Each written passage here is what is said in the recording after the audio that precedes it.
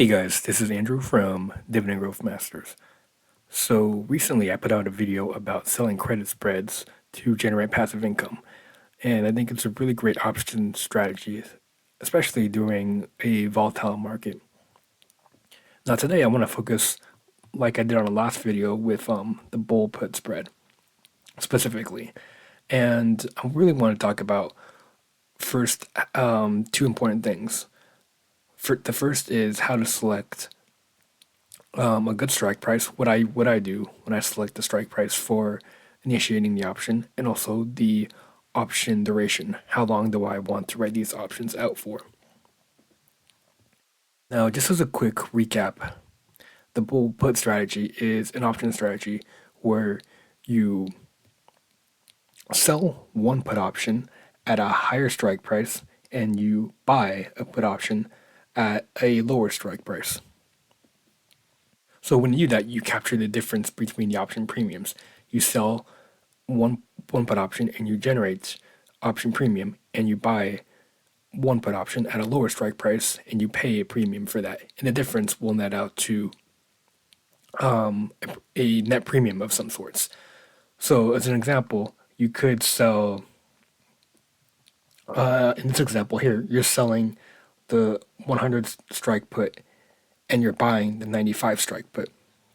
And you'll capture the option premium as a difference as your income. Now let's use the S&P 500 SPX index as an example in this case. So right now, as of December 2022, it's trading at around $3,850. Now, typically, I like to write options a few months out. Picking the strike price is important because um, when you're selling the option and then buying the put option at a lower price, the option that's most important is the spread.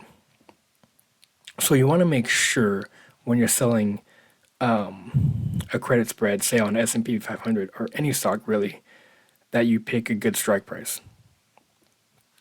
Typically for the S&P 500, I like to factor in for an 8 to 10% decline. So that's basically factoring in a potential market correction. And the reason I do that is because I want to give myself buffer just in case the market tanks. And, recently it has. So having a little buffer is important because you don't really want the options to be exercised. And if the stock or the index drops to close to where you sold the put option at, you could have a situation where the buyer will exercise his options. So typically for an index like the S&P 500, I'll set the I'll set the put option strike price that I want to sell for around 8 to 10% lower than it is now. So in this example, um, let's just use 9%. So 3852 times 0.91. So that means we're going to sell one put option for a strike price of 3,505. Now, if you're selling credit spreads on, say, like a tech stock like Amazon or Google or something like that, you probably want to sell the strike price at a lower price because those stocks are more volatile. Because I'm selling an index, I can get away with being a little more aggressive on that front. Now, the next thing you want to consider is the duration of your options contract. Remember, we're selling one put option and buying another put option with the same expiration date.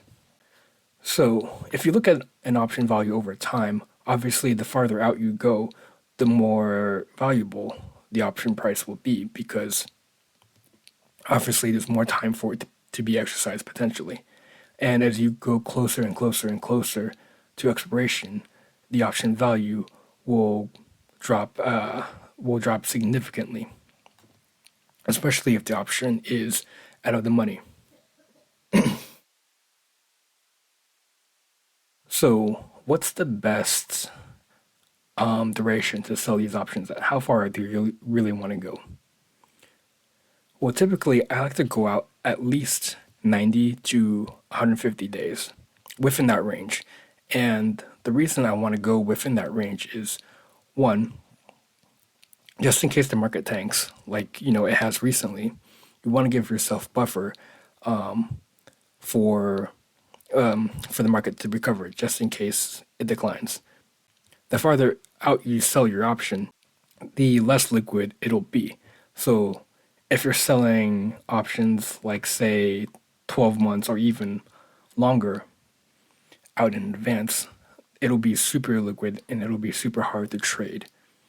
Obviously, options that are closer to expiration will be the most liquid. So, 2 to 3 months, those options will be super liquid, and 10 to 12 months out, those will be super liquid, very hard to trade those. So, the best sweet spot, the Goldilocks zone, is probably around 3 to 5 months. So that's why I pick, 90 to 150 days. So let's look at an example of the S&P 500 SPX index. So remember, in the example, factoring a 9% decline in the S&P 500 from the level today, that'll give us a put option that we should sell at around 3,505. And just let's use a $10 option width. So we're gonna sell the option at 3,505, and then we're gonna buy the put option as well on the same date at 4,095. So remember, we wanted to sell the option at 3,505, and that is going to be this one right here. So we sell that, we're going to sell it for about $70.50. But also we're going to buy back, we're going to buy one put option at 3,495. And that'll be about 68.50.